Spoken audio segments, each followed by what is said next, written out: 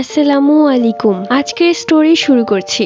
আমি নুসাইবা। একটা ছেলের সাথে আমার 2 বছরের সম্পর্ক ছিল। সে যেমন আমাকে পাগলের মতো ভালোবাসতো, আমিও ঠিক তাকে পাগলের মতোই ভালোবাসতাম। তার নাম রিয়াদ। রিয়াদ কোনো কাজ করতো না, ওর ভাইয়ের টাকায় চলতো। মাঝে মাঝে আমি যতটুকু পারতাম ওকে হাত খরচের টাকা দিতাম। এক পর্যায়ে আমার বয়স বাড়তে লাগলো। ইন্টার সেকেন্ড ইয়ারে ওঠার পর বাড়িতে আসা শুরু হলো এক এক বিয়ের প্রস্তাব। প্রথমে কয়েকটা বিয়ের প্রস্তাব ভেঙে দিলেও আস্তে আস্তে আমার ওপর বেশ চাপ হয়ে যাচ্ছিল। ওইদিকে আমি রিয়াদকে বলছিলাম, তুমি একটা কিছু করো, আমি তো আমার বাসার মানুষকে মানাতে পারছি না। আমি আমার বাবাকে খুব ভয় পাই। বাবা যদি জানে যে আমি কোনো ছেলের সাথে সম্পর্কে জড়িয়েছি, তাহলে আমাকে নির্ঘাত খুন করে ফেলবে, দ্বিতীয়বার ভাববে না। যার কারণে ওর কথা বলতে পারছিলাম না। আর কোন মুখেই বা বলবো, ও যে কোনো কাজ করে না।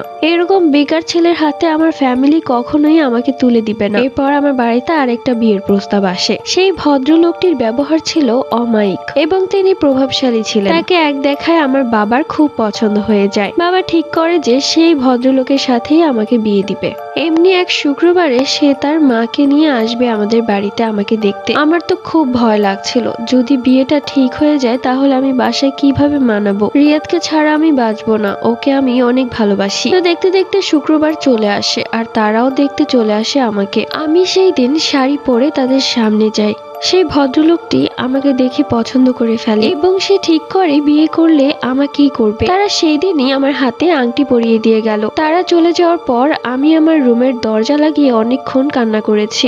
বারবার রিয়াদকে ফোন করছিলাম, আংটি পরিয়েছে তো কি হয়েছে, রিয়াদ যদি একটা কাজ করে আমি এখনই ওর সাথে চলে যাব। ফ্যামিলির মান সম্মানের কথাও ভাববো না, কেননা আমি যে রিয়াদকে খুব ভালোবাসি। রাত 10টার দিকে রিয়াদ আমাকে ফোন দেয়। ওর ফোন ধরেই আমি কান্না শুরু করে দিলাম আর ওকে সবকিছু বললাম যে আমাকে আংটি পরিয়ে রেখে গেছে। আমি তোমাকে কত কল করেছি, তুমি কল ধরনি কেন। ও বলল ও ওর বন্ধুদের সাথে আড্ডা মারছিল, বিষয়টা ও কোনোভাবে গুরুত্ব দিল না। আমি তখন খুব রেগে যাই। আমি বললাম যে তুমি এত বড় একটা ইম্পর্টেন্ট কথা গুরুত্ব দিচ্ছ না, আমার সেই ভদ্রলোকের সাথে বিয়ে হয়ে গেলে কি তুমি ভালো থাকবে। তখন রিয়াদ আমাকে বলল, সমস্যা কি, যতদূর শুনেছি লোকটা বেশ ভালোই বড় লোক, তুমি বিয়ে করে মাসে মাসে আমাকে হাত খরচা দিবে, তাহলেই তো হয়। ওর কথা শুনে আমি বাকরুদ্ধ হয়ে গেলাম। কি বলে ও।